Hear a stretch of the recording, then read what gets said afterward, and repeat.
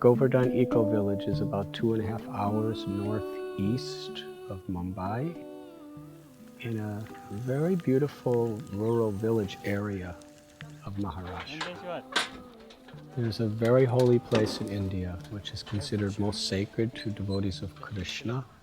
It's called Vrindavan. And in that Vrindavan is a mountain named Govardhan, which represents environmental, ecological harmony with spiritual principles. This place is very special. Certainly it's unique in India and perhaps unique in the whole world. It's like a retreat center. It's like a spa. It's like an ashram. It's a place that's designed as an experiment to merge environmentalism, animal rights, and bhakti, spirituality, together, and it's working.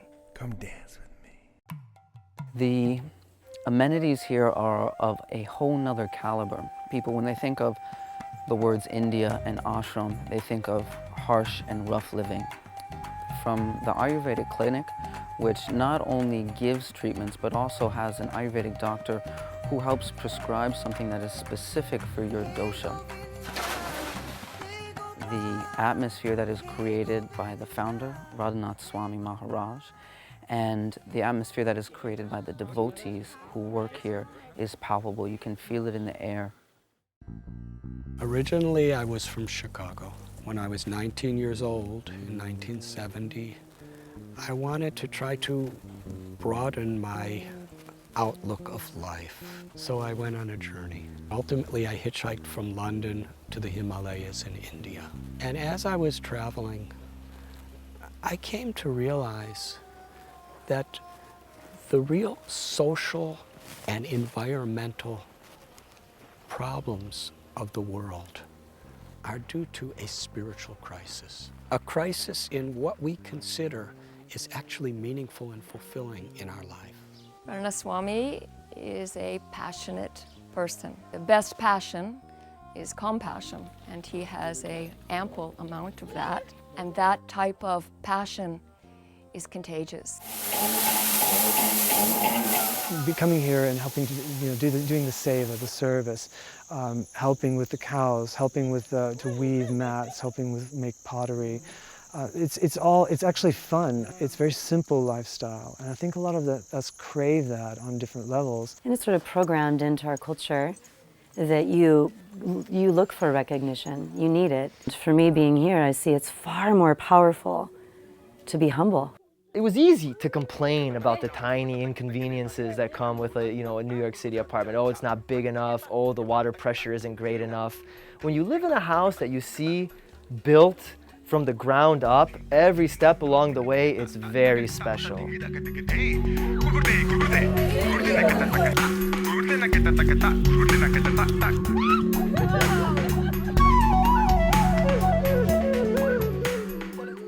When people come here, we're trying to inspire an educational, experiential alternative of a fulfilling, meaningful, sustainable, healthy life. Apart from these jasmine flowers which you're seeing, he grows a lot of these ladyfingers, okra.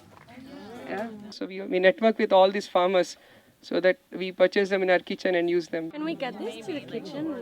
We can give them to the, And the inspiration of this project, Srila Prabhupada, he called this transformation simple living and high thinking. We get 3,000 millimeters of rain annually. So the rainwater hits against those mountains, the Sahyadri mountain ranges, and flows down and collects here. And it is sufficient water for us to irrigate our fields for up to 6 to 7 months every year. The majority of India's population, which is 1.2 billion, lives in the villages. So one of the very important requirements to develop a village is how can water be conserved. The process begins here. As you can see, the raw sewage is falling and there are some screens. The first chamber is called screen chamber, where we are trying to separate floating solids. This is the raw water where we began, and this is the treated water.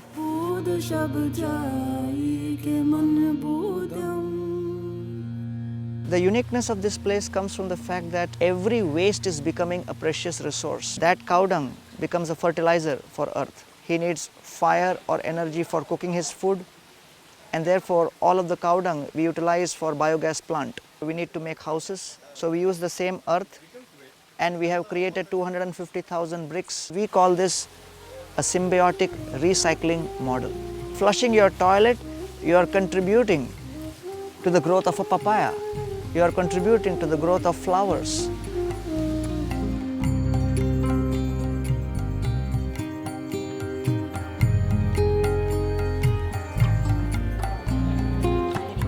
One of the greatest management gurus says that the greatest management challenge of the 21st century is managing oneself. Many corporate heads are having seminars and retreats here. And they also see alternative ways by which they could focus their own corporations and feel a real sense of responsibility to humanity. The thing I'm most compelled to do when I get home is really a seva. It's service. It gets us out of being so self-absorbed. I always had too much, and now I want to have a simple life, like here. I love simple life, and my goal is to make a simple life in my home.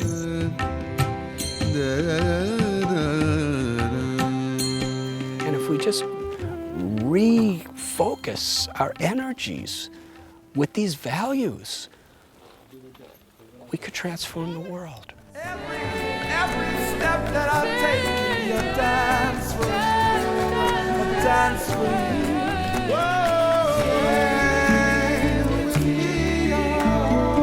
me. It's truly a miraculous, magical place on this planet.